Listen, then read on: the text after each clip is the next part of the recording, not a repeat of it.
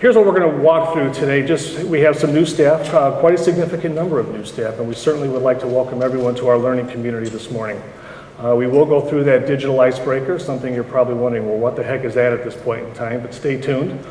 We'll talk about the new occupant in C102. Does anyone know what C102 is? It's superintendent's office. That's me. So I'll just kind of give you a little sense of who is this guy standing up here at this particular point. Inquiring minds want to know.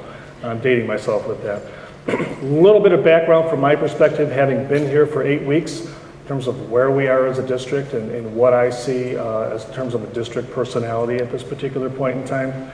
And then I'm going to get into what I consider really to be the meat of the presentation is what I consider to be the new frontier of education. And it's really a vision of the future. It's something that hopefully I will walk you through my epiphany and how I got to where I am as an educator today, and why I think everyone really needs to take a look at not only what we're doing today, tomorrow, and next week, but next year, 5 years, 10 years down the road. It's real easy as educators to kind of get focused in on what we're doing the very next day with our lesson planning. It's hard sometimes to think a little bit farther out. So we'll spend a little bit of time doing that. We have a wellness program that you'll get to hear things about, and I'm sure everyone will lose a little bit of weight sweating here this morning, so that's a good start to the wellness program. And then finally, we have a welcome from the association, as well as our school board president, and then we'll wrap up with some final thoughts, hopefully well in advance of our 11:30 lunch at this point in time. So again, here we go. Let's get started. Let's welcome the new staff members, and yes, I'm going to have you stand up when I call your name, and just give a wave so that we know who everyone is at this particular point in time. And we're going to start with support staff. Ladies and gentlemen, we have a special ed parapro, Miss Linda Catalano. Linda, could you please stand up and just kind of show us who you are at this point? Welcome to Nicolet. Another special ed parapro joining us this year. Please welcome Nancy Eaton. Nancy, are you here this morning? Welcome. We have a new administrative assistant at the high school office. Again, please welcome Angela Young. Angela, welcome. Are you here today? She might not be here yet. Just please tell me she didn't change her mind, okay, at this point. We have a brand new data processing specialist who I hope is here. Shel Klassen, are you here? There you go. Welcome. And then from a maintenance staff, please welcome Mike Rodella. Mike, welcome if you are here.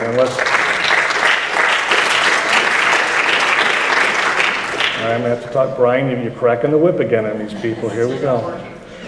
Parking, there you go. All right, next we have certified staff members that I'd like to introduce at this point in time. Kristen Suzadek, Special Ed EBD. Kristen, are you here this morning? Welcome, Nicolet.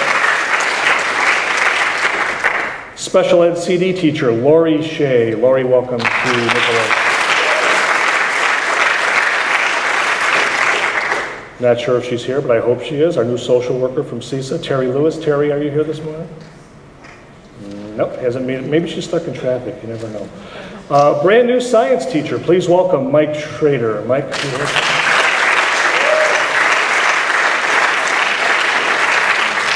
I have to tell you, I was looking at, for those of you who don't know, I have ninth grade twins that are going to be entering Nicolet, and Mike is the one teacher on the staff that has both of my children this year. So Godspeed, Mike.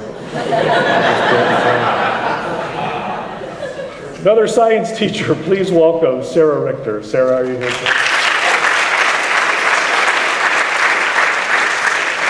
Welcome. PE, Megan Lund. Megan, welcome to Nicolet. Should we make him do something like a dance or something? I don't know, we should do some sort of an initiation. Another PE teacher, Lynn Dice. Lynn?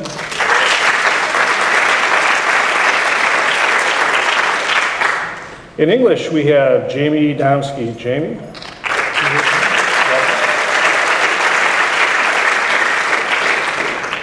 And then we have Amy Mellick, who is an ELL teacher. Amy, are you here today? Amy, stand up, help yourself. Very good. We have additional positions. We have two interventionists that I'd like to introduce today. One is Amy Osborne, who will be our math interventionist. Amy, are you here this morning? Welcome. And reading literacy perspective, we have Mary Beth Bowling. Mary Beth, are you here? Welcome. And it gives me pleasure to introduce to you our literacy specialist, our instructional coach, Mr. Michael Flaherty. Michael?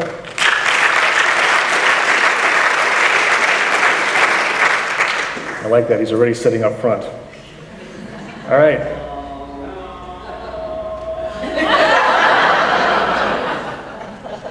We have a new administrative team here at Nicolet at this particular point in time. It's going to take you a while, but at some point you'll get to see how my mind works. But it's going to take a couple of years. That's okay. I couldn't be more pleased with the team that we have in place, and currently joining the district leadership team that we have in place already with Jeff and Jean and John. And I know they're sitting out there going, "Oh, what's he going to do next? All right, what's the next slide going to look like?" But we're very fortunate to have Brenda join our staff. She is actually our Director of Teaching and Learning. That's a brand new title. I think it's a very appropriate title given the fact that it really speaks to the core of what we're trying to accomplish here as a school district. Brenda's very seasoned, and in the 8 weeks that I've had an opportunity to work with her, I'm very excited about the opportunities that we have in front of us as a staff from a professional development standpoint, as well as a number of the initiatives that we have moving forward. So again, welcome to Brenda. As you probably all know, we've hired a brand new principal. That is Greg.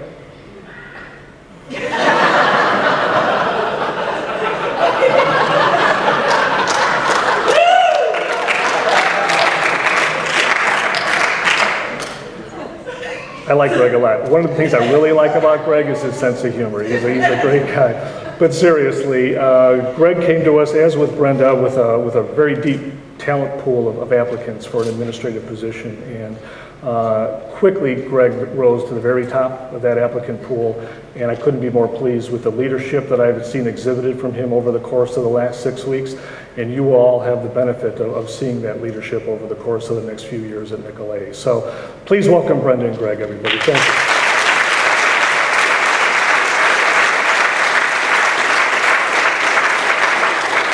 Can I just do this one more time? Had to do that. All right, next part. What I'd like you to do right now is if you could please take out your cell phones. All right. Oh, you didn't bring your cell phones? Does anybody? How many people have cell phones? All right, that's enough. We can do that. All right, take out your cell phones. For all the teachers in the room, you know the very first day's activity after summer is class, how I spent my summer vacation. And they write the essay and kind of a pedestrian approach, and we're going to do it here. Okay, but we're going to do it a little bit differently at this point in time. So hopefully with your cell phone packages, you have the ability to text. But let's find out as a group how we spent our summer vacation. So if you get your cell phones out, I'm going to have you answer 4 questions. You will text a certain number to a number that you'll see in a second, and I'll explain that as we get there. So, for example, you'll see at the very top is the text code, which is 37607. That's where you'll be texting to. And then in the body of your text, you're going to text one of the numbers that's associated with the answer to this particular question. I'm getting too close to the speaker. Sorry, Ken. How far did your summer vacation travels take you in 2013? If you went about 50 to 249 miles from home, I'd like you to type in 1890 and send that to 37607. If you went about 250 to 499 miles, I'd like you to type in 1909. 500 to 1,000. If you had international travel, or if you just went from your couch to your refrigerator and back. Let's see what the summer looked like here, everybody. All right.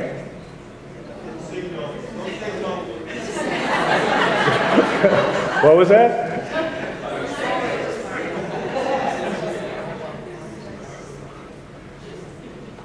We're still populating. It looks as though, I'm looking at the last one, couch to refrigerator, and I'm so glad we have the wellness people coming in this morning to have that conversation. It looks as though the majority of people traveled approximately 500 to 1,000 miles this summer. And we had 3 people that pretty much stayed put for the summer. So. All right, question number 1. Very good. Now you guys got the hang of this. This is good stuff. I don't want to know. Is everybody in? All right, let's go to the next question.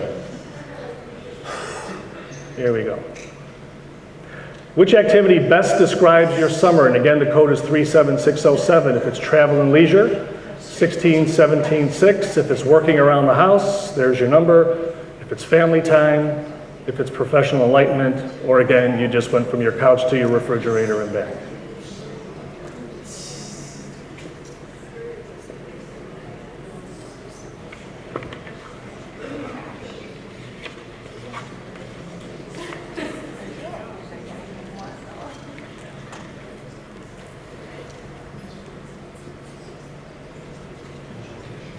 We have a lot of travelers, I like that.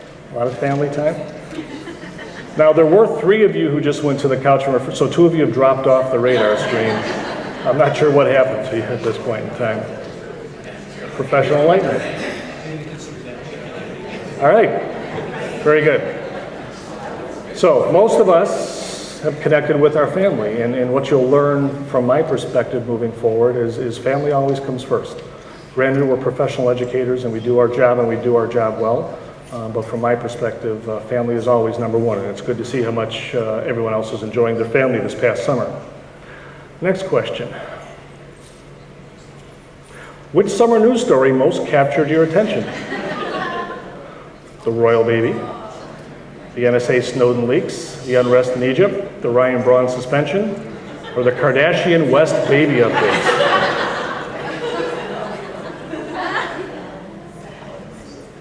All right. Poor Ryan Braun, that's not looking well right now.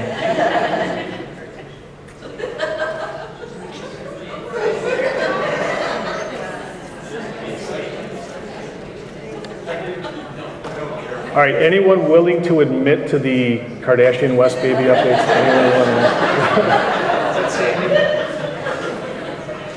All right. Ryan Braun has a lot of communicating to do, obviously. Too bad he's not here to see that at this point in time. All right, one more. Let's do one more and then we'll move on. Which phrase best captures your current state of mind? I need a vacation from my vacation, or I'm refreshed and ready to begin our 2013-14 adventure. I'm kind of afraid of the answers here at this point in time.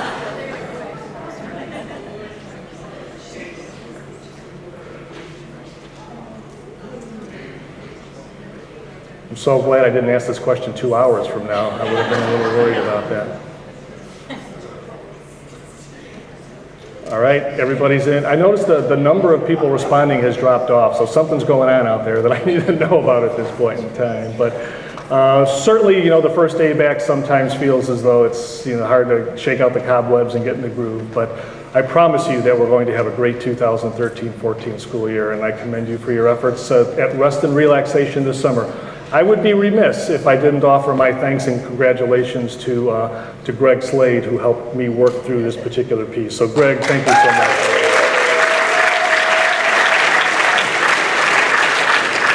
And if anyone wants to do something like this in their classroom, please talk to Greg. He'll be happy to show you how to do that at this point in time. So, I should have put your extension up there right now is what I should have done at that point in time. But Greg, well done. Thank you very much. All right, let's move on again. And again, just a little bit of a lighthearted approach as we begin our activities together as a new team. Again, I am honored and privileged to be the new superintendent of the Nicolet High School District. There's a long tradition of excellence and success, which I am committed to continuing as your superintendent.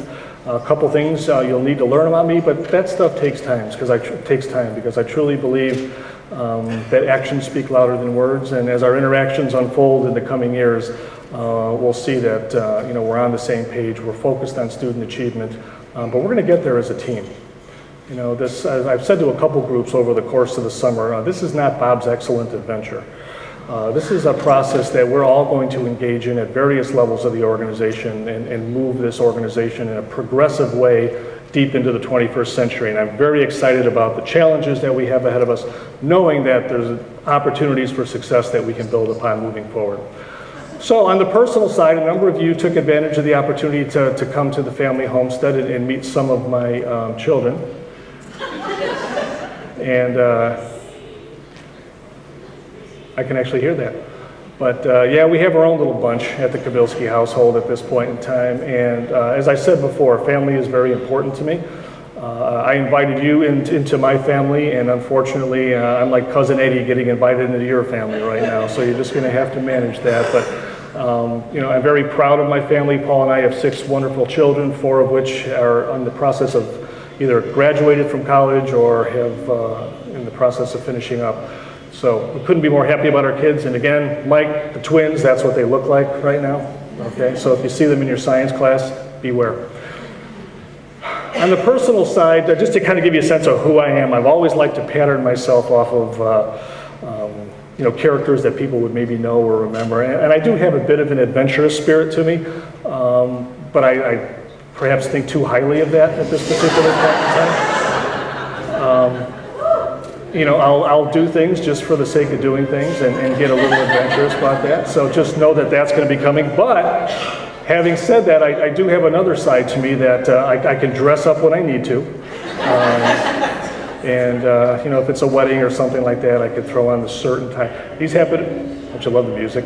These happen to be my 2 favorite movie characters, and I like to think that I personify these individuals. However, if you were to talk to my family, you'll get a completely different story in terms of their impression of me and the movie character that perhaps I'm a little closest to at this point in time.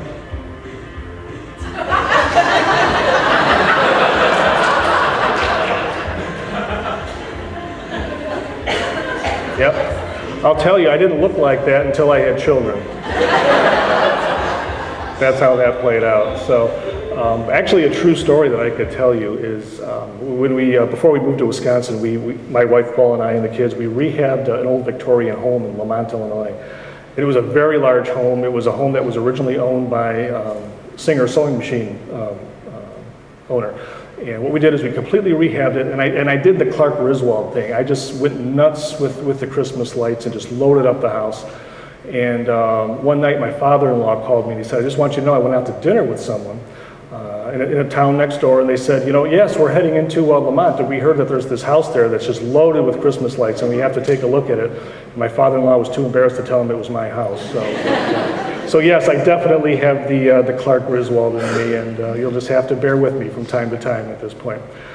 You also saw that in visiting my homestead that perhaps my most enjoyable hobby is just to do a little hobby farming. I think it's very important that we somehow detach from what we do on a daily basis. And you know, as educators, there's a lot on our mind, and there's a lot we need to learn on a daily basis. But my way of unplugging from that and kind of moving on is to try and be the gentleman farmer piece. Sometimes it works, sometimes it doesn't. But I do promise you that I change clothes before I come in every morning, so you don't have to worry about that. Now, from a professional perspective, I wasn't always an educator. I started out in the business world as a commodity trader on the floor of the Chicago Board of Trade. And maybe you have, maybe you haven't kind of seen visually what that pretty much looks like.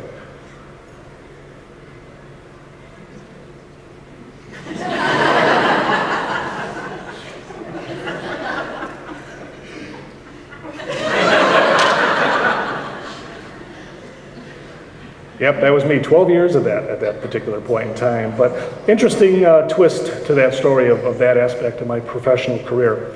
I worked off the floor for a couple years for Smith Barney Shearson, managing a number of institutional accounts. And I found that the most enjoyable aspect of my day was when my interns arrived.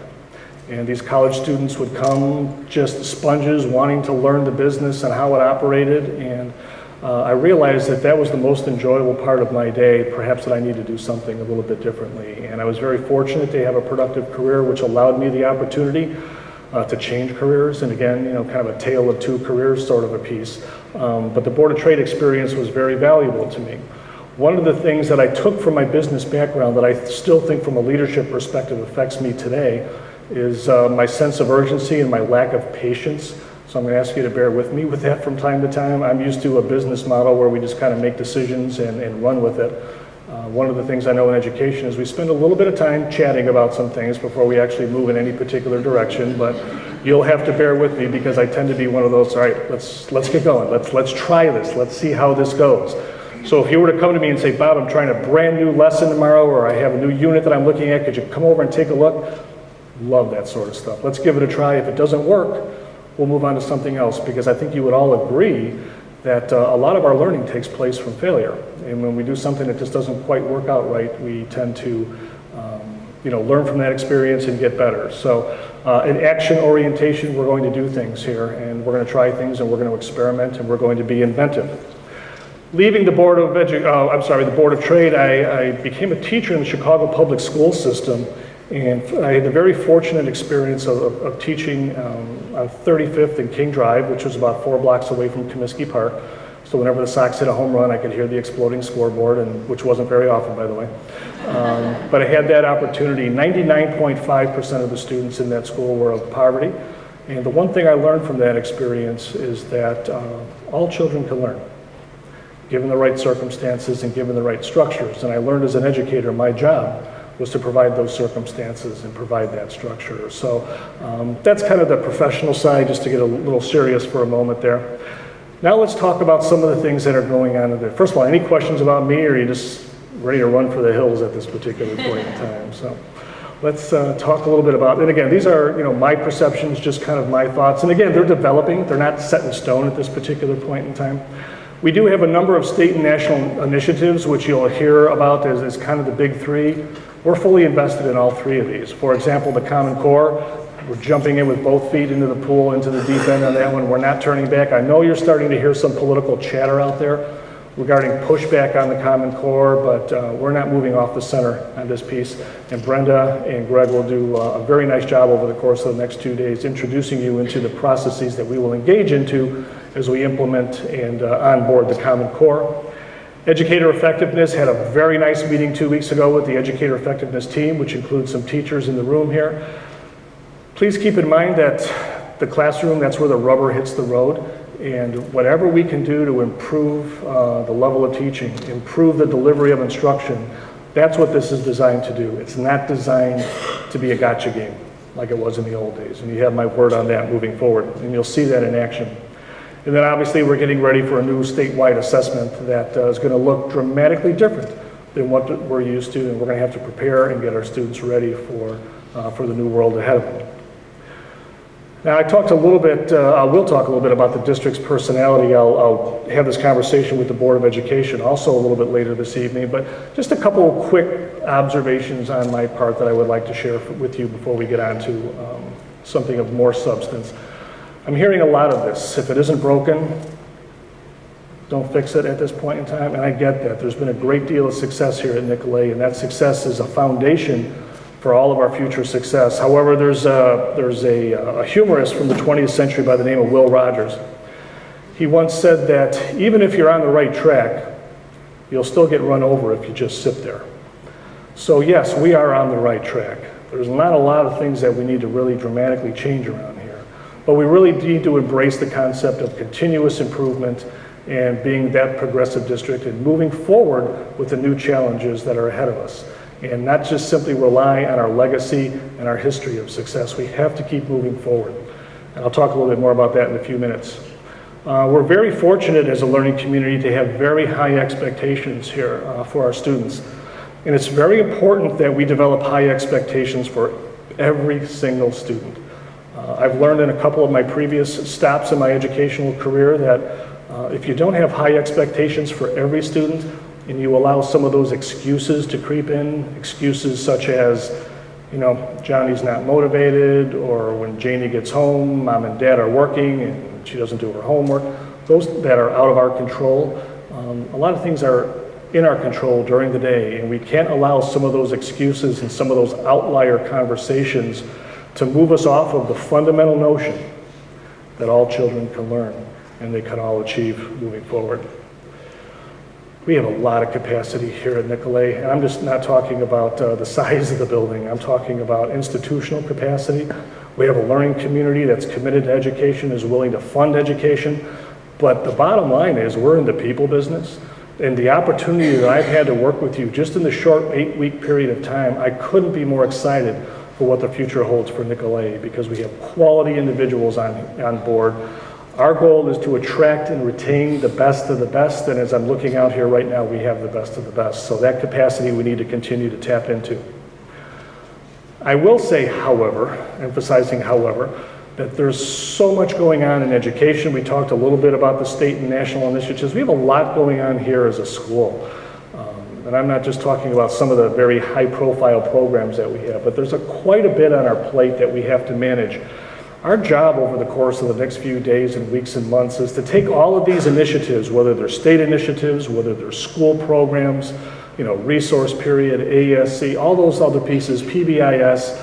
I think the best analogy that I heard came from Dr. Jim Rickabaugh, who you probably remember was the CSUN 1 agency administrator. Has since retired from that. However, he once described the current state of education as, if you remember that circus act where they were spinning plates on sticks, and the idea was to keep all the plates spinning and not have any of the plates hit the floor. That's kind of how it feels right now to be an educator. There are just so many things going around, and sometimes we're just running around frenetically to whatever commands our attention at that particular moment in time. What we have to do moving forward is to organize our thoughts and bring coherence to everything that we're doing, and I'm going to share with you what I think is an idea that will help bring coherence to that. And then finally, again, it kind of speaks to the high expectations as well as the if it isn't broken, don't fix it. We have to change. If we don't continually change, we don't make it. And the analogy that I always like to use, and I like to turn to nature for examples. When organisms don't change, when organisms don't adapt, when organisms don't grow, they die. Same thing could be said for organizations. So put the word organization in there for nature, and you have the same outcomes. If organizations don't grow, if organizations don't adapt, if organizations don't change, they wither away at this point in time. But that's not going to be Nicolet. A couple of things I've learned in my research over the years is that obviously student achievement is job one, and we're always going to talk about how does this relate to student achievement, whatever conversation we're having. But a couple of key components that you will find in research that are part of very, very successful school systems, and a lot of it you will see here at Nicolet, obviously is focusing on effective instruction, practice that also has the understanding of the philosophical perspective of equity and inclusion and what that means for our students and our families and our learning community. Accountable leadership. Accountable leadership is holding each other accountable for getting better every single day as we move forward. Community engagement, the whole notion of it takes a village to raise a child. This one tends to throw people off from time to time as educators. Customer service. Yes, they come to our school, but yes, they are also customers, and we need to treat them that way moving forward. And we'll talk more about that as the year unfolds. Operational excellence, everything that we do, whether it's how we build our new parking lots, how we manage our finances, making sure that we have box fans that keep the superintendent nice and cool, things like that at this point in time. Data-driven, we've talked about that for years now, and then professional development is very high up on the list. Kind of the essential elements of what a successful school system looks like. Again, this is what I believe moving forward. The other piece that you'll hear me talk about a lot is, what are we doing and what is the effect it is having on our students and on our learners? Is it a big effect? Is it a small effect? And you'll hear me talk a lot about effect size. For example, smaller class size have a certain effect size ratio associated with them that moves student achievement in a certain direction. Tutoring has a certain effect size based on what that does for student achievement. The number one factor that affects student achievement is the quality of instruction in the classroom. That has the biggest impact regardless of anything else that you're doing as a district, and I believe that, and that's why you're going to see a job-embedded professional development model really take hold here at Nicolet, which is going to help with that instructional piece in the classroom moving forward. So again, a little sneak peek moving. Again, let's all try and tie this all up and bring some coherence to what we're talking about. I like to refer to a term, or a phrase actually, fundamental learning objective. Maybe you've heard of it, maybe you haven't heard about it, but the bottom line is we have to accelerate the achievement of all students, and I mean accelerate. In regular school districts, outside of Nicolet, if they get a year's growth, whether it's reading, whether it's math, out of a third grader, out of an eighth grader, out of a 10th grader, most school districts are really, really happy with that. But we're Nicolet, we're not average. We just don't do things the way everyone else does it. If we're getting 1 year's growth out of our students who's at the 6th grade reading level, we're not really helping that student. We have to accelerate that growth to get more than a year's worth of growth. And I'll argue also that the same has to be said for all the AP students. If you take our typical AP students and we only grow them a year, I think we could do better than that. And that's what Nicolet has traditionally done, and that's what we're going to continue focusing on in the future, is really accelerating achievement for our students moving forward. So let's see if I can wrap all this up in a nutshell as to what the Nicolet way is.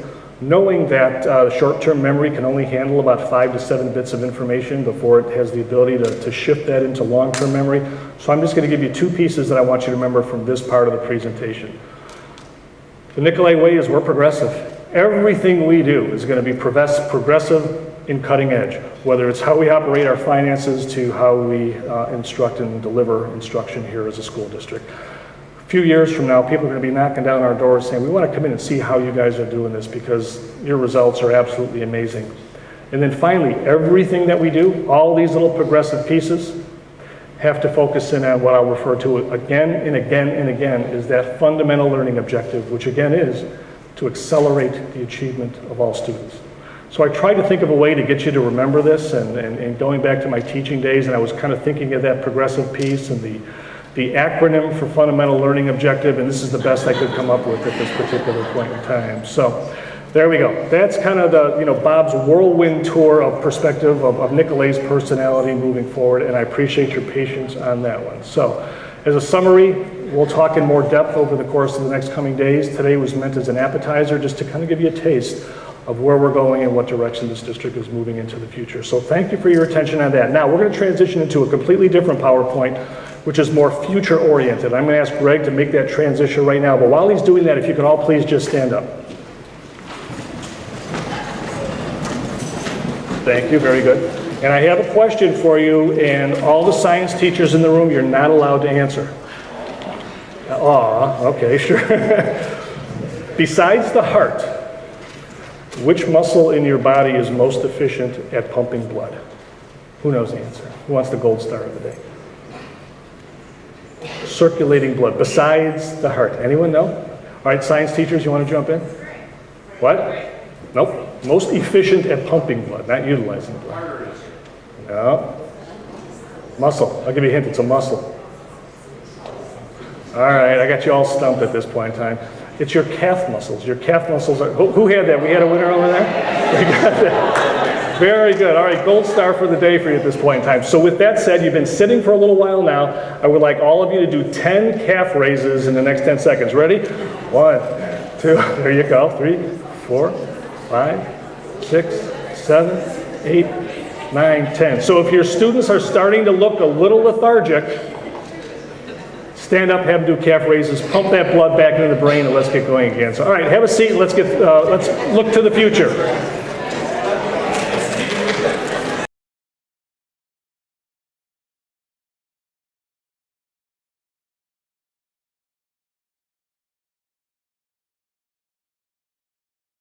Here, and it's a cliche term, and it's really hard to describe something that I think is a dramatic paradigm shift in education.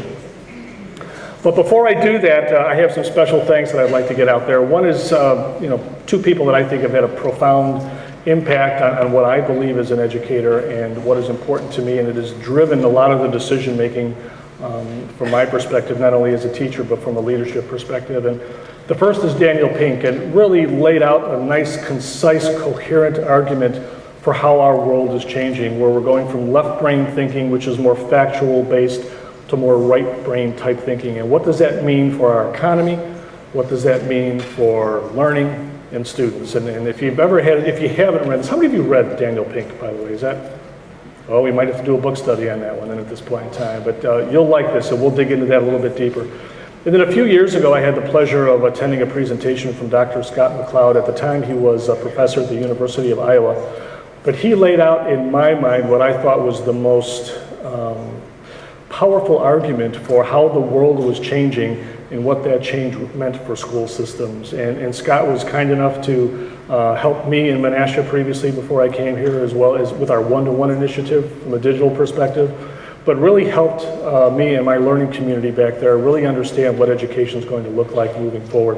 And I'd like to thank him for allowing us to use his most of the slides in this presentation are his, and he was allowed us to use those over the years without any copyright. So again, my thanks and congratulations for all the hard work of Dr. Scott McLeod, and my thanks for him allowing us an opportunity. So what we're going to do today is really think globally. We've been spending a lot of time, hovering near the ground, but now we're going to fly up to the stratosphere a little bit and take a more global perspective on really some fundamental shifting and change that is taking place in our society. Before I do that, let's just all agree on a couple things here. What is our job as a learning institution? One is we have to generate graduates that are socially functional, that can somehow get along and work within the society of which we live in. They have to be able to master what I would refer to, what Dr. Scott McLeod would call the dominant information landscape. What's the information out there that they have to know and understand and work with to be successful individually and also to be successful as a society? And then obviously that society piece is continuing that economic engine of the United States so that we can keep moving forward as a world-class power. What you'll see next is a video that was done 4 years ago, but everything that you'll see in this video, even though it's old and a little bit dated, I think gives you a positive example of the rate of change that we are now seeing in the world. So as you see the numbers flash on the screen for this particular YouTube video, multiply everything by basically 3 or 4 to give you a sense of what's really changing. So let's take a quick look at how our world is changing.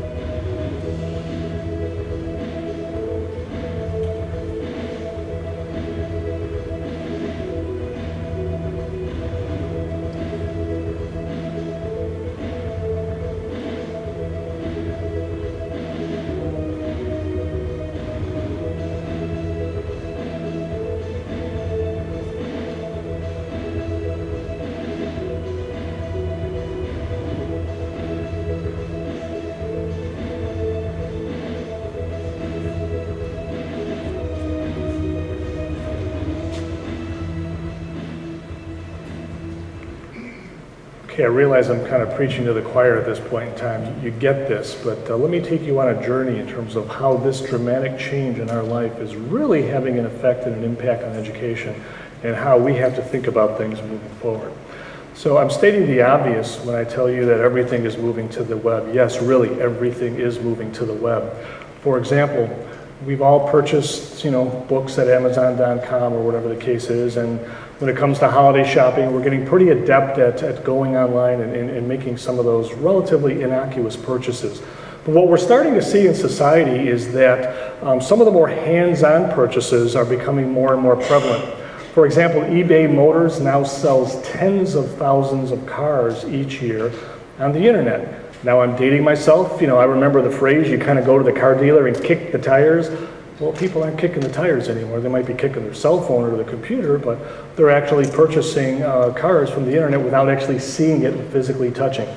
Now some of the even more hands-on types of transactions are also moving to the internet. What we're finding now is that you can find a date or a mate on the internet. And 4 years ago, 1 out of every 8 marriages resulted from the start of what was an online date or something to that effect. This year in 2013, 1 out of every 6 marriages can trace its origin to an online connection of some kind, which is really a powerful societal change for us moving forward. So here we are with the very first big shift, whether it's our desktop computers or our laptop computers or the cell phones that we're using, that we have in our pocket every single day, or the iPods that we listen to music, the GPS units that we have in the cars. Some are built in, some are hanging from the dashboard, digital cameras, digital camcorders, in all the stuff that we use, basically the software that's associated with these devices, such as blogs, wikis, podcasts, online videos, online mapping, social bookmarking, is really creating a brand new information landscape out there. And it's an information landscape that is changing to the same degree as when the printing press was invented. So how many people remember back before the printing press? Raise your hand. Oh, I got about 3 or 4 on that one. Very good. About 500 years ago, most of the world was illiterate. They didn't read books, and the way they got their information was either from the local church officials or from the nobility. And what they did is they gave that information to the people that couldn't read. They were basically third-party intermediaries from the printed books, which were laboriously handwritten by the monks, very expensive to make. As a result, only the priests and the kings and the princes were able to get at that information, but then they disseminated that information to the masses as a third-party intermediary. What we're seeing now is a very similar seismic shift. However, it's not a third-party intermediary in terms of interpreting information. It's about putting information out in the rest of the world. And here's what I mean by that. It used to cost millions and millions of dollars if we wanted to publish something at scale. A number of you probably were working on the Great American Novel over the course of the last decade or two, and if you really wanted to publish that, you had to find a publisher, you had to convince them to do that, and it took a lot of money to get that product published. However, now what we're finding with the internet is we can publish anything we want at this point in time, and we're finding that 12-year-olds have the same potential audience reach as some of those multinational corporations that traditionally in the past were helping us publish that information. So we have a new third-party intermediary that we're kicking to the curb, and that's those publishing houses, which really constrain how we push information out to the rest of the world. And that's a new development, and that is a very seismic shift, very similar to what happened when the printing press first came through. We now have the ability to publish and really put it out there for the rest of the world without any constraints and without any particular costs. And the nice thing about it is most of us, folks my age, are used to going to the internet and collecting information, downloading information, gathering, going to Google, doing a Google search. But what we're finding now is the world is changing. We're not just absorbing information, we're taking that information, we're tweaking it, we're changing it, and we're pushing it back out for the rest of the world to consider and take into whatever decision making they have. So we're no longer just an audience when it comes to the internet, we're actually part of a social community, and that's a fundamental change. And it's changing who we are and what we do. All I have to do is look around the dinner table trying to have dinner with my kids, and I remember back to my day, and maybe my eyes were glued to TV once in a while, but that quickly was kicked away by my mom. Now going out to dinner with the kids, just trying to get their attention away from their cell phones. Perfect example is, my daughter will send me a text, and if I don't reply in 15 minutes, she's like, what the heck's going on? That sort of instantaneous communication and that social networking is really dramatically changing the world that we are living in, to the point that we are absolutely hyper-connected. Facebook, MySpace, how many people have a Facebook account? Just about everybody at this point in time? The majority of people in the room. Twitter is out there. A lot of people are doing the Twitter piece. I do have to tell you a funny story about Twitter, though. Just kind of an offhand piece. Dan Klemenczyk, Dan, are you here today? There he is. I see his hand up there. When I was in Menasha, I had a Twitter account as the superintendent, and it was, I think, Menasha Super. That was my handle. It was fine, and it worked out well. Got here to Nicolet, and I asked Dan, I said, Dan, I'd like to do the Twitter thing again. Could you just come up with a couple of handles that make sense? Robert Kobylski, think of something that's associated with Twitter. And he came back with, Nicolet Super, Super Nicolet, all that, usual stuff, and I laughed. But then at the very end of his email, he goes, would you ever consider the Twitter handle Kobylicious? I thought that was great. So a round of applause for Dan and thinking out of the box at that point in time. And I think I'd be your superintendent for about a week if I had Kobylicious as my handle. So I just had to tell that little story, Dan. That one tickled me when I saw that. But we have professional networks, LinkedIn. Many of us, you are involved in LinkedIn at this point in time. We're plugging in our younger kids. There's Club Penguin, there's Webkins. It's basically social networking for the younger set, kind of get them prepared for Facebook. Classroom 2.0, we're really moving forward with the Moodle piece, but there's been stuff out there for quite some time moving forward. Amazon.com, now we can get book reviews, find out what people think about a book before we actually purchase it and read it and get through the first 10 pages and go, what the heck was I thinking?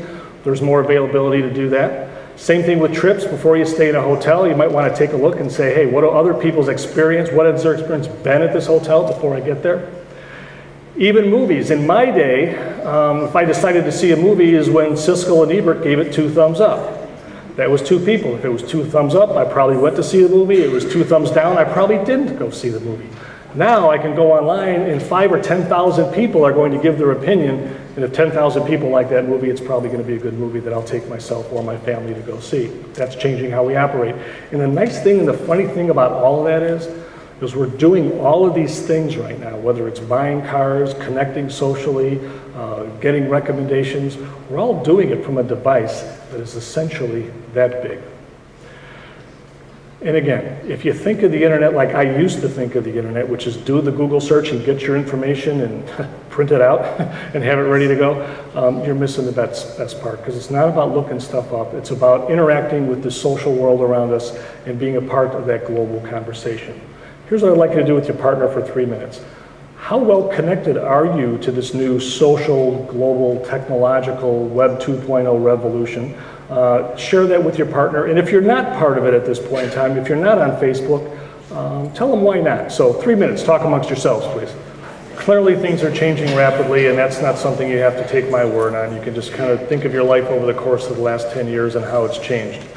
Now, this new information landscape is having a dramatic effect on a number of institutions that have been very successful over the course of the 20th century. And let me walk you through some of the issues that some of these institutions are having, because they're not adapting, they're not changing, and what we're seeing are some of these institutions are falling by the wayside and no longer existing. Let's take newspapers and magazines, for example. Do you know that the nation's top 25 newspaper companies, all of them are in some type of bankruptcy process to some degree, or have been in some bankruptcy process? They're struggling. They used to believe that they were in the news business, and unfortunately the newspapers now have come to realize that they're really in the advertising business, and that's what's driving their decision making. Let's take the New York Times, for example. They do a number of things well. They put out news, but there are so many other news organizations out there to gather your news that you don't necessarily have to go directly to the New York Times. What they tried to do, and really isn't working very well for them, is they put a paywall in place where if you wanted to get the New York Times news, you had to subscribe and pay a fee. Well, you know what? There's so much information out there on the internet that people are going around those paywalls and they're getting their answers somewhere else. The New York Times has a sports section, but who does sports better? ESPN, Sports Illustrated does sports better. New York Times has an entertainment section. Some would argue that TMZ does entertainment better. So you can see that newspapers are really struggling in this new information landscape that we have in front of us. The music industry realized not too long ago that it's not a good business practice to sue your customers. They tried that, it didn't work out too well, and they had been living on the dollars that we had been giving them for albums and CDs, and they were really struggling with the nickels and dimes that they were getting from the individual songs that we were now buying as consumers. Fortunately, Apple came on the scene and kind of helped this industry move forward, but again, struggled for quite some time and still has challenges. Radio is struggling, satellite radio, Spotify, there's a lot of stuff out there where we can tune into and get radio and not necessarily have to be local. Television has gone through a major transformation. I think, my time as a kid, there were 5 channels, kind of really old, aren't I? There were 5 channels on TV, kind of the big 5, CBS, NBC, ABC, probably a local station, and then maybe PBS. Well, those big 5 turned into the big 250 once cable TV came into play. And then that big 250 turned into millions and millions and millions of viewers once the internet came into play. And what we're finding is a lot of people would rather watch kitten videos than the ABC Evening News with Diane Sawyer. So those eyeballs that used to be watching network news are now spread all over a much larger population at this point in time. So television, again, struggling to some degree. Movies. Movie theaters would like you to drive across town, pay 10, 11, 12 bucks, sit down, spend a lot of money on popcorn and snacks and watch a movie in the theater, when now you can download a movie, go downstairs in your basement, and $5 later sit and enjoy a very nice movie. How many people in here use Netflix? Wow. Been a while since you've probably been to a movie theater once you have Netflix at that point in time. So movie theater business is changing dramatically. Again, that information landscape is really changing their business model and how they operate. Books and reading, the number 1 selling books on Amazon.com now are electronic books. Every now and then I do like to purchase the paper books. It's just my comfort zone, it's where I am. Although research does tell us that our eye movements are different when we're reading something on screen as opposed to a book. But now the majority of information is coming out online at this particular point in time. How many people here have either a Nook or a Kindle or an iPad, and that's how you do your reading? 10 years ago, not one hand probably would have gone up because those devices didn't exist. So again, information landscape is changing dramatically. When's the last time you called a travel agent? I haven't called one in a long time at this particular point in time. Or, the Clark Griswold in me, when's the last time you opened up a map in the car to figure out where you were? No, we just look at our handheld devices and my car tells me when to turn, and then if I don't, it gets mad at me. Okay? That's how the world has changed. Business and personal finance, everything is up to date now. We know exactly the balance in our accounts minute by minute. Clearing functions are going a heck of a lot quicker. Medicine has changed. All right, be honest with me. How many of you have used the internet to self-diagnose yourself? And you call, Doc, I think I have malaria. Doctors love that when you call and tell them what you think you have at that point in time. Do I even have to talk about the Postal Service? They're just hemorrhaging money left and right. Real estate, this one's kind of close to me right now because, as you know, for those of you who've been to my home, I'm trying to sell my property. Real estate agents are trying to figure out, and they figured it out with me, how to charge 6 to 7% to sell your property when we have the exact same marketing tools that they have. If I had time, could go on the internet and build a page and try and sell my home. I just don't have the time to do that, so that's why I'm working with a real estate agent. But Realtor.com, all those other pieces out there, you're finding more and more people don't want to pay that 5, 6, or 7% to the real estate agent, knowing that they could do all this stuff themselves. I have not had a broker's open at my house. We have not had an open house, nor have I seen anything in print coming from my real estate agent. And I don't think she's here today, so that's a good sign. Point is, everything is on the web. Politics, you saw in the Did You Know video how dramatically politics is changing as a result of social media. And President Obama, whatever you think of President Obama, has done a masterful job from a political perspective, leveraging Twitter, Facebook, and fundraising from that perspective. I love this one. This one's my favorite. Universities. University of Wisconsin-Madison would love for you to drive across town and take class on campus. They would love you even more if you lived in one of the dorms, paid the dorm fees, and then took the classes on campus. That's the business model. That's what they would like you to do. Now, 10 years ago, the largest university in the nation was Ohio State University with 80,000 students attending Ohio State. Does anyone know today what the largest university in the country is? Phoenix, exactly. Over 500,000 students who aren't driving hither and yon to take their classes at this point in time. And this change has happened within the last 10 years, okay? So this is a relatively new phenomenon. Anyone else have an idea of another enterprise or entity that is affected by the information age, whether it's the dissemination of information, the collection of information, the generation of knowledge? Paper industry is really hurting out west as far as lumber is concerned. Everything is different, yep, because you know what? We're not printing that stuff anymore. Think a little closer to home. All these enterprises that have these fundamental seismic shifts in how they have to operate, all right, they're focused on information. It's us, okay? We're all about information and how to, and how do we learn about this, and how do we get there?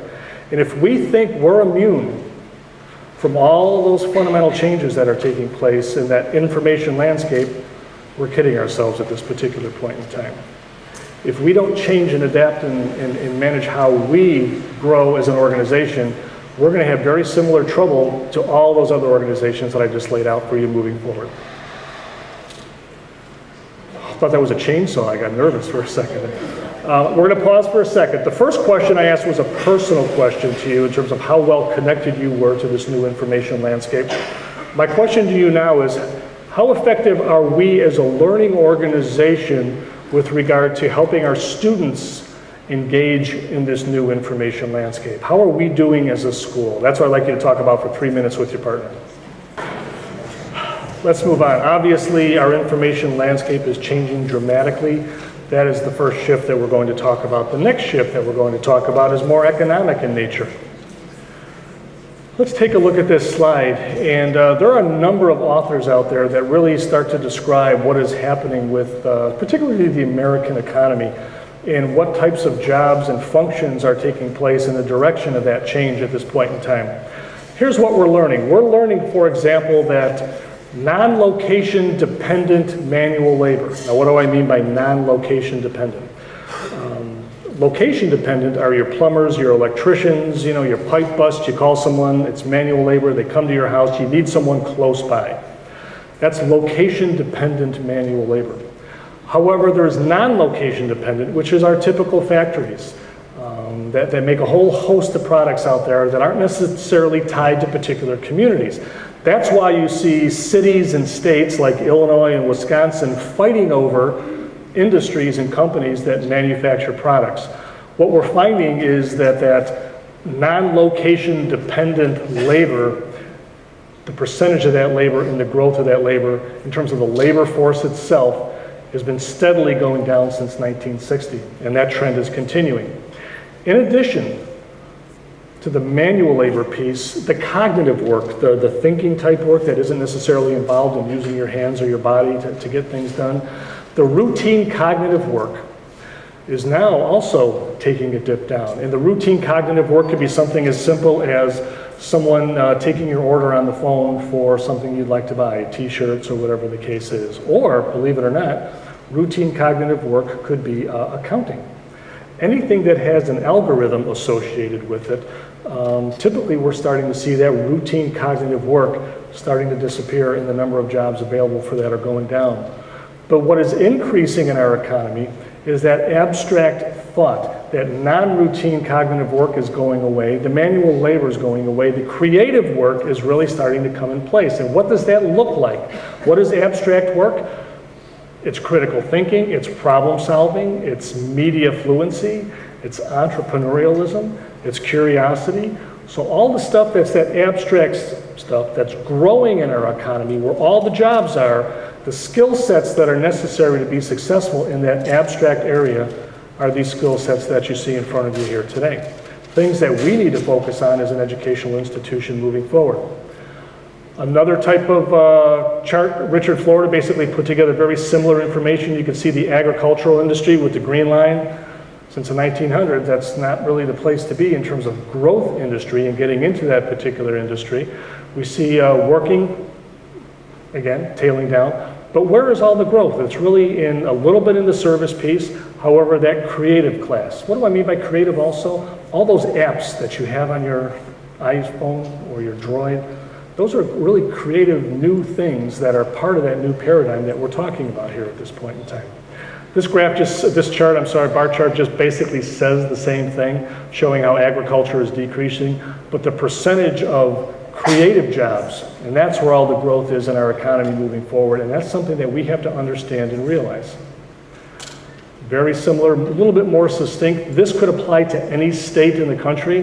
We heard a little bit about forestry and logging. That's not the place to be at this point in time. However, leisure, hospitality, education, health services, that's where we're starting to see some growth. And we're seeing the growth on the creativity side, the new ideas that are really driving those industries moving forward. Again, employment outlooks moving forward in the United States going all the way to 2009. Again, the best place to be probably is in education and health-related services. That's where the growth is, and that's where the creativity is taking place. So this is what our economy is looking like as we're moving forward at this point in time. The other aspect of this economic shift is really the globalization of economy, and this is the one that I think is really hitting the United States very hard at this point in time. The reality is that if someone overseas can do your job a little bit cheaper, or if a computer can do it a little bit faster, you'd be hard-pressed to keep your job at this point in time. And that's been our reality for the better part of the last 10 to 15 years. That is not showing any sign of change as we move in beyond 2013. This is Shanghai, China. It is more skyscrapers than any city in the world. Lots of smog. China is quickly becoming the factory to the planet. Many of the things that are made are now made in China. This is the YPro campus in Bangalore, India. This is, you'll probably know it as the calling center. If you call your credit card company and someone picks up the phone, it's a pretty good bet that they're answering that phone in India. And here's the interesting thing about that. For every opening they have to get a job in that calling center, they have over 2,500 applicants. Most of those applicants have some level of college experience in India, and every single one of those applicants speaks English. And they're all applying for the job that pays $250 a month. Kind of hard to compete with that. So if you take China and India and you disregard the rest of the developing world, and you look at the labor force just in China and India, and I'm trying to make it simple at this point in time, as United States citizens, we have to basically compete with 2.5 million individuals, and that globalization piece is making it very tough for a lot of the jobs, and that's why you're seeing negative growth on a lot of those charts that I showed you a little bit earlier. But here's the secret to our success, and this is where our mind has to be as we move forward as a nation.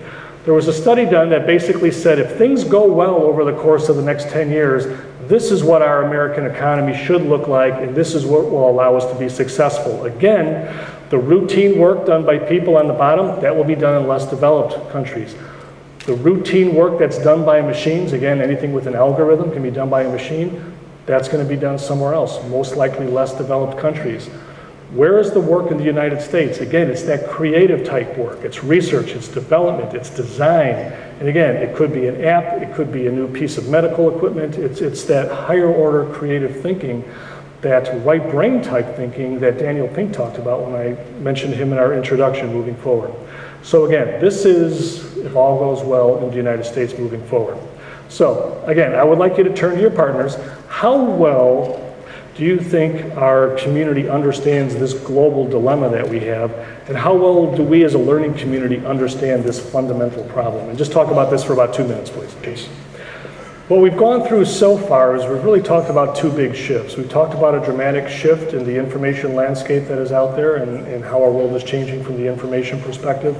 And we've also talked about the globalization of the economy and how that significant trend change is affecting our world. So those are the two big shifts that we've talked about so far. However, now we're going to move into what generally is conceived or perceived as the one problem. And again, let's circle back to why we're in business and what we do as an educational system. Our job is to provide socially functional, literate adults that can function in our society. understand the information landscape that's out there, and then again, help drive that economic engine moving forward. Unfortunately, what we're finding is people are getting somewhat paralyzed at the magnitude and the rapid nature of the change that's taking place currently. And unfortunately, we're getting a lot of this because we're just not quite sure what to do as we move forward. However, that's not Nicolet, and we'll talk about that in a little bit. Here's the fundamental dilemma at this point in time. Schools were originally designed for an industrial economy so that our graduates could either head out to college and be the accountants and the lawyers and things like that, but also work on assembly lines and produce the type of worker that would allow an industry to keep moving forward. A lot of our educational practices were designed around that particular model. However, what we're seeing now is we're requiring in our global economy our graduates to be capable of transitioning into those service and creative industries and those service and creative businesses. But the problem is we were designed to do one thing, but the world has changed on us rather quickly. And this is basically a graphical way to show that. One of the things I liked about Dr. McLeod in terms of how he presented his information is he really talked about how many schools, and again, if this isn't Nicolet here, I'm really talking in general at this point in time, many schools will take individual students, whatever their uniqueness happens to be, and funnel it through the system and have kind of a homogeneous graduating population. In addition to that, we take all the information that was out there, we put it in a nice little box, whether we call it curriculum or whatever the case is, and we say, students, if you manage this bit of information, you're successful. What we're finding is that information is dramatically changing and expanding, and it's no longer as simple as it used to be, and just having the one right answer isn't going to make anyone successful in the world in front of us at this point in time. I like this cartoon. This kind of drives it home a little bit more when I had my elementary teachers, but you kind of get the point. What we're doing is we're basically taking students and saying, listen, you know what, let's try and drive in a completely different direction, because a lot of the questions that are being asked, especially at the elementary level, if the students had their cell phones with them, they could go on Google and get the answer in about a half a second. Those are the types of questions we're seeing a lot of. Here we have, and again, elementary classroom. Bright, cheerful, kids are engaged, raising their hands. Teacher looks happy at that particular point in time. This particular model, which could be a snapshot of any classroom starting up in this September in the United States of America, is not dramatically different than the educational model going back in 1913 at this point in time. Here you have the students, they have books on their desk just like the other students did. There they have some there. They're all seated in rows. We have a student up at the front of the room at the whiteboard, chalkboard at this point in time. Not a fundamental change in terms of how we do things. And again, this is overly dramatic and it doesn't apply to us to a large degree, but that's the dilemma that we have. So there's been a great deal of research as to really what needs to change from an educational perspective, and we need to move away from that machine-like, driving away the uniqueness out of our students. John Dewey talked about this a long time ago, over 100 years ago. We said we have to celebrate that diversity and celebrate that uniqueness moving forward. Same thing what we're starting to see here with classroom observations is that we're just looking for uniformity and memorizing facts. And again, those are the facts that you can just pull up on Google at any particular point in time. And I'm going to zip through these because they kind of all say the same thing. What we really need to do is really dramatically change how we do things.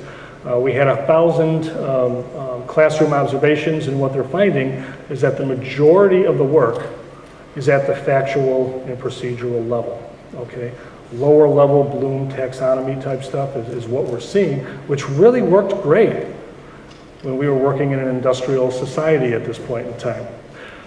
Smoker did a study basically with over 1,500 classroom observations and found that very little higher order work was taking place. Another study back in 2007, 2,500 classrooms studied by Robert Pianta. And again, 5 times as much instruction was on basic skills as opposed to some of those higher order skill sets moving forward. Time magazine had an article out, or actually a whole expose a few years back, concerned about what the 21st century student was going to look like. Are they simply going to be able to spit out factual information like we have over the course of the last century? Or are they going to be able to work on teams? Are they going to be able to solve problems? think creatively and out of the box. And that was the fundamental question that Time Magazine put in front of the nation back then. What we have to do is we have to figure out a way that our students aren't coming to school, getting factual information, and then going home and engaging in this new world of information via the internet. And a lot of students in a lot of school districts across the nation are doing that. They're connected. That's how a lot of their creative learning is taking place. More of that creative learning has to take place in the school. So in a lot of our schools, we're still preparing kids for the industrial age, and we need to move forward with that. Last question I have for you, and we'll just have a few more slides and we're done. How well are we preparing our grads for the next 50 years as opposed to the past 50 years? It's a rhetorical question, but capture your thoughts with your partner. Hopefully captured in your conversation was something like this, that Nicolet as a progressive school district is doing a number of things to help our students transition into secondary opportunities, whether that's at the university level or the world of work, in a way that they will be successful over the course of the next 50 years. But also hopefully embedded in that conversation is the notion that we need to do more, and we can do more moving forward. So with that said, let's wrap this up with just a few takeaways at this point in time. Certainly, just like the newspaper business, TV stations, we are experiencing disruptive innovations, and we have to adapt to those disruptive innovations. And if we don't change, things aren't going to go well for us as well as our students. The existing educational model, a lot of it's predicated on some of those industrial ideas, seat time, for example, and all that sort of stuff. We need to change and shake up that old industrial model and have it look different so that it better meets the needs of our students moving forward. And again, this is sneaking up. A lot of schools really aren't, picking up on these dramatic shifts in the world, the information shift as well as the global economy shift. For example, and again, for you math teachers, I'm going to have you just tune me out for a second because I'm going to talk about an exponential curve and you're going to make me sound and look bad when I get it wrong. So just let me work on it at this point in time. But when you're dealing with exponential growth, you don't see a lot in the very beginning. If something is at, for example, the number of students that are taking online courses, if that's 0.1% of the population, and it grows exponentially to 0.2, and then that 0.2 goes to 0.4, and the 0.4 goes to 0.8, we don't catch that at the very beginning. Those are small numbers. Yes, it's growing exponentially, but it's not something that's noticeable. We're somewhere there on that exponential curve where the world is changing exponentially, but we're not quite noticing a lot of it at this particular point in time. However, we're moving in this direction rather quickly, and if we don't catch it quickly, we're going to get in trouble because all of a sudden, instead of the 0.1 and the 0.2, if you're dealing with 1% becomes 2%, 2% becomes 4%, 4 becomes 8, 8 becomes 16, and the next thing you know, you've got a big situation on your hands. That's why epidemiologists like to catch little outbreaks of these little germs as quickly as they possibly can, because once you get to the knee of the curve, things accelerate rapidly. And our job is really to catch this and change our practices and change our approach essentially before it's too late and while we still have an opportunity to do that. So again, what I'm preaching is a sense of urgency and how we have to adjust to the world that's changing with us. And here's our fundamental dilemma that we always have in education. We decide that we start something, we get a few people on board, they buy into the concept, and then we grab a few people there, and then we grab a few people there, and incrementally we start working our way towards an initiative. That's traditionally how we operate, not only in education, but that's traditionally how we've operated as a society. But the problem is, as you saw with that exponential curve, things are going to change very rapidly, very quickly. We don't have a lot of time on our side. We have this big brick wall that is essentially keeping us from where we need to be because we're so adept and so tuned into incremental change. The quote that I like to use is, nobody jumps a 20-foot chasm in 10-foot increments. You just can't do that sort of stuff. We've got to jump 20 feet right now, and we just can't do it in little bits and pieces moving forward. Wow, 13 years into the 21st century. We're getting kind of tired hearing about 21st century skills and what all that stuff looks like, and here we are almost 14% into the 21st century. We need to get moving a little bit better on that. If there's any slide in the whole day, this whole presentation that you remember, this is the one that I want you to remember, because I think this is the powerful one and it speaks to what we need to do as educators. We learned on the left-hand side what the economy requires with regard to creative skills. And we had that one page that showed what all those individual skill sets look like: entrepreneurialism, media fluency, creativity, problem solving. we have to take a look at Bloom's new taxonomy, which is creating, evaluating, analyzing, and all this stuff that is on the lower end, the remembering, the understanding, the applying. Our focus has to be above the red line, ladies and gentlemen. And as a learning institution, that's really what I want you to remember when you walk into your classroom each and every day. Is my lesson plan focused above the red line? Am I engaging students in higher order level thinking that's going to allow them to be successful when they leave my classroom and what that looks like? And for those of you that say, you know what, but they have to remember this and they have to know this before I get to those higher order level thinking type questions, I'm just going to tell you hogwash. That's not true. You can get right to higher order thinking without having to memorize facts and figures and things that you could pull up on Google in half a second. The other thing we have to do, in addition to teaching above the red line, is we have to figure out a better way to get technology in the hands of all of our students. Most of them have the technology, but we have to do a better job of leveraging that opportunity. Here at Nicolet, we have the capacity to put together a program where I think we can really jump that 10-foot chasm rather quickly when it comes to technology. But we have to get moving on this. This is something that we can't drag our feet on anymore, and if we do, we're not going to make it. Clayton Christensen put out a book a few years back. He doesn't think we're going to make it. He just thinks we're going to be a dismal failure and be a second-class society. I tend to disagree. I think we have every opportunity to move forward based on the capacity that I talked about earlier. And when I talk about capacity, I'm talking about the human capacity moving forward. But we have to think forward. We don't want to be reactive. We don't want to look backwards. We have to think ahead 1, 2, 3, 4, 5 years, not necessarily just the day in front of us and the day after that and the day after that. So we really have to be future-oriented. Again, thinking forward, the future's here. You're going to have to get off on this exit. For those of you that are struggling a little bit with whether it's technology or really understanding the upper levels of Bloom's taxonomy, that's what we're going to work on. We'll spend a lot of time working on that, and I know our tech department has done a very nice job moving forward. We'll continue to do that at this point in time, but we really don't have any options. I'll skip through a couple more. This is a pin map of school districts in Iowa that have figured out a way to get either netbooks or laptops or Chromebooks in the hands of all of their students. It's not a statewide initiative. These were just individual school districts. And again, that very progressive state of Iowa. Give you a sense of where they're going. And again, you know what? We could either be ahead or we could be behind. And knowing Nicolet the way I know Nicolet, we're going to be ahead of the curve, and we're going to be driving a lot of this conversation. We're going to be driving a lot of this innovation, a lot of this creativity, and people are going to start coming to us for the answers and the solutions moving forward. The status quo piece, I think that's important. Think about your daily activities. What am I doing with this lesson that is just kind of a status quo lesson from the past? Is there anything I can do to plus it? One of my favorite books that I ever read was a biography on Walt Disney, and part of his creative genius is whenever anyone had an idea, whether it's for one of those robotic figures or part of the theme park, he always went to the team and said, all right, I like this idea, now plus it, make it better, tweak it, and do something that's going to give that wow effect.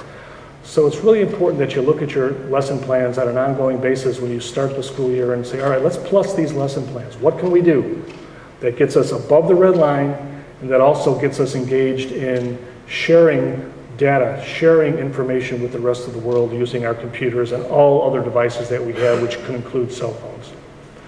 A couple of quick motivational pieces, nothing you really need to catch there.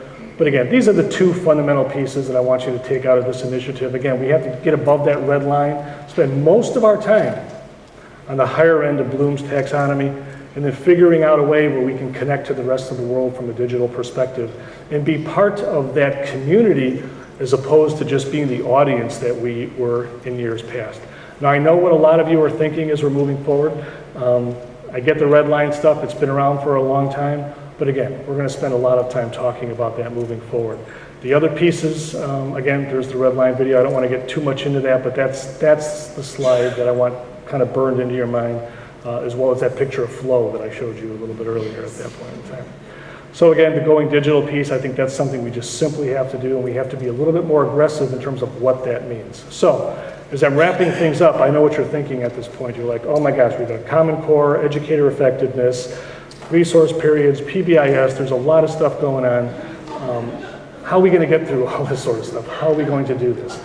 We're going to figure out a way to get this done, because here's the thing, ladies and gentlemen. I'm going to go back a couple, oops, wrong way, sorry. I'm going to go back one slide. Imagine your class for the teachers that are in the room, and let's say it's September 3rd and your class sits down, and imagine the looks on their faces if you were to say to them, all right, class, it's day one, please open your textbooks to page 1. You know, that stuff just isn't going to work with them anymore. We need to find more ways, you know, through what we're doing with Moodle and all the other pieces that we have out there, and we have to leverage that initial success so that we're capturing the attention of our students, because you know what, they've tasted the honey.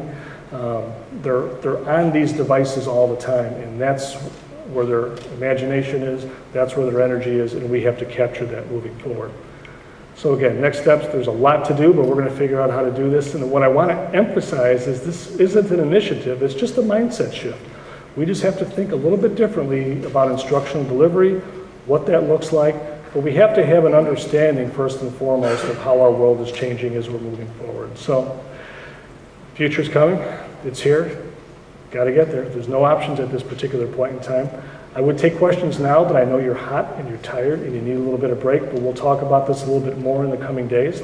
So what I would like to do now is first thank you for your attention. However, what I'd like to do is also give you a 10-minute break so you can stretch your legs, run to the bathroom, grab some water, and it's 9:44. We'll see you at 9:55. So thank you, everyone. We'll see you back here in 10 minutes.